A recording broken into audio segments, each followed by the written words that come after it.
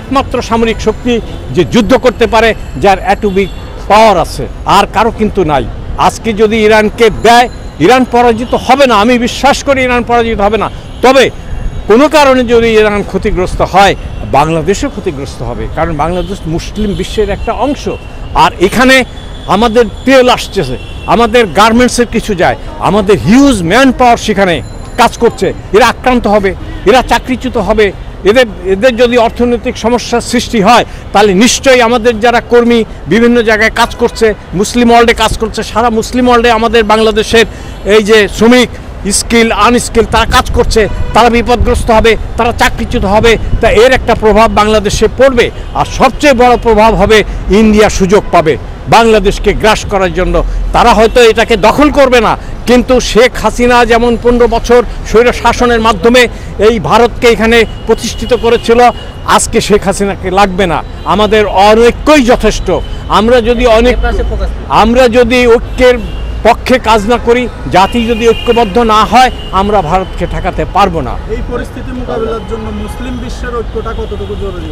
অবশ্যই জরুরি। মুসলিম বিশ্বের ঐক্যই তো আমরা মুসলিম বিশ্বের মানুষকে, মুসলমানদেরকে ঐক্যবদ্ধ করতে চাই। 200 কোটি মানুষকে আমরা এই মেসেজ দিতে পারি যে সরকাররা কোনো কাজ করবে না। সরকাররা তো আমেরিকার সাম্রাজ্যবাদের তাবেদার হয়ে গেছে। বিশেষ করে সৌদি আরবের নেতৃত্বে যে দেশগুলো আছে, ইজিপ্ট, কাতার, সৌদি আরব, এই তিনটাই তো মূল শক্তি, ইজিপ্ট, কাতার, সৌদি আরব। এরা তো আমেরিকার বন্ধু। আমেরিকার বিরুদ্ধে একটা শব্দও তারা উচ্চারণ করতে পারবে না। একমাত্র টার্কি, পাকিস্তান, আর যদি ইন্দোনেশিয়া, মালয়েশিয়া করে, বাট এদের তো এরকম ভূমিকা নাই। এখন পাকিস্তানই একমাত্র, আর তুরস্ক।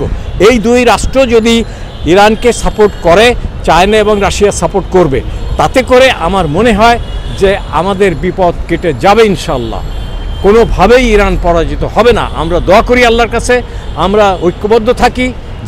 বাঙালি জাতি হিসেবে বাংলাদেশের মুসলমানদেরকে ঐক্যবদ্ধ রাখতে হবে। এই যে জামাত এবং বিএনপির মধ্যে যে অনৈক্যের খেলা চলছে, ক্ষমতায় যাওয়ার চেষ্টা চলছে, ক্ষমতায় যাবে, কিন্তু অনৈক্য কেমন হবে? সুস্থ রাজনীতি করো। তোমরা কেন সংঘর্ষের মধ্যে যেতে চাও? সুস্থ রাজনীতি করে যে ভোট পাবে, যে নির্বাচিত হবে, ক্ষমতায় যাবে, এটা নিয়ে তো দ্বন্দ্ব করাটি ঠিক হবে না। এই দ্বন্দ্বের সুযোগে ভারত আমাদের এখানে আসবে। আমেরিকা এখানে অলরেডি এসে গেছে। এই সরকার চলছে আমেরিকার ইশারায়, এটার থেকে পরিত্রাণ নাই। কিন্তু আমেরিকা দেশ দখল করবে না। আমেরিকা এই বাংলাদেশের মতো একটা গরিব দেশকে ব্যবহার করবে, কিন্তু ভারত হচ্ছে আমাদের মূল শত্রু, আমেরিকা না। এটা মনে রাখতে হবে। আমেরিকা ইসরায়েলকে ব্যাক করছে ঠিকই, কিন্তু সেটা তো আমাদের কূটনীতির মাধ্যমে মোকাবিলা করতে হবে। কিন্তু আমাদের বাংলাদেশের কূটনীতি তো ওরকম সুসংগঠিত না, ওরকম অভিজ্ঞ কূটনীতি আমাদের নেই। পাকিস্তানের আছে,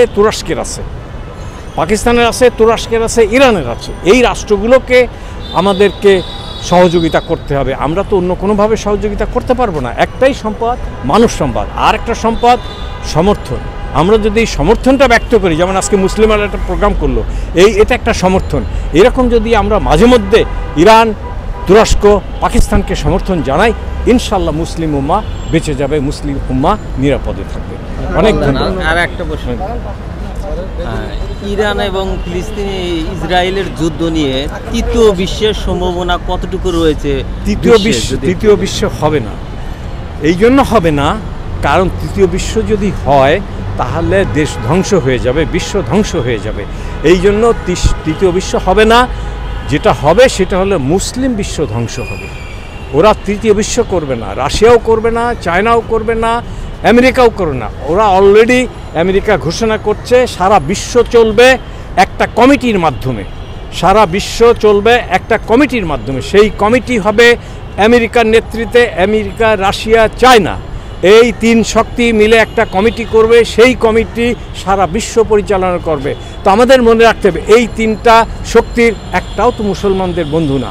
না রাশিয়া মুসলমানের বন্ধু, না চায়না রাশিয়ার বন্ধু, না আমেরিকা রাশিয়ার বন্ধু। তবে চায়না অনেকটাই আমাদের পক্ষে কাজ করছে, বিশেষ করে বাংলাদেশে, পাকিস্তানে তো করছেই দীর্ঘদিন ধরে। আজকে 50 বছর ধরে তারা পাকিস্তানকে সাপোর্ট দিচ্ছে, আমাদেরকেও সাপোর্ট দেওয়ার জন্য প্রস্তুত। তো এই জন্য তৃতীয় বিশ্বযুদ্ধের কোনো আশঙ্কা আমি দেখছি না। তবে আমাদের যেটা ক্ষতি হবে, আমরা মুসলিম বিশ্ব আমরা ক্ষতিগ্রস্ত হব। কারণ আমেরিকা একটা বিরাট শক্তি, তার টেকনোলজি, তার সামরিক বাহিনী, এটা মোকাবেলার শক্তি তো আমাদের নাই। একমাত্র ইরান, তুরস্ক, পাকিস্তান, এই তিনটা জাতি ঐক্যবদ্ধ যদি হয় আর চায়না যদি এর থেকে ব্যাক করে, তাহলে আমেরিকা নিশ্চয়ই আতঙ্কিত হবে, নিশ্চয়ই আমেরিকা দুইবার চিন্তা করবে মুসলিম বিশ্বকে ধ্বংস করার জন্য। ধন্যবাদ স্যার। আর আর আর মুসলিম বিশ্বকে ধ্বংস করলে ওরও ক্ষতি আছে। কি ক্ষতি? ওর তো পেট্রোল পাবে না, পেট্রোল নষ্ট হয়ে যাবে। আমার নাম professor doctor lieutenant colonel Sheikh Akram Ali, অবসরপ্রাপ্ত। অনেক ধন্যবাদ, অনেক ধন্যবাদ। আপনারা যে এই মেহেরবানি করে আমার ইন্টারভিউটা নিলেন, আমার কথা শুনলেন, এই জন্য আপনাদেরকে ধন্যবাদ। তো আপনাদের একটু কার্ড দেন যাতে আপনাদের দাওয়াত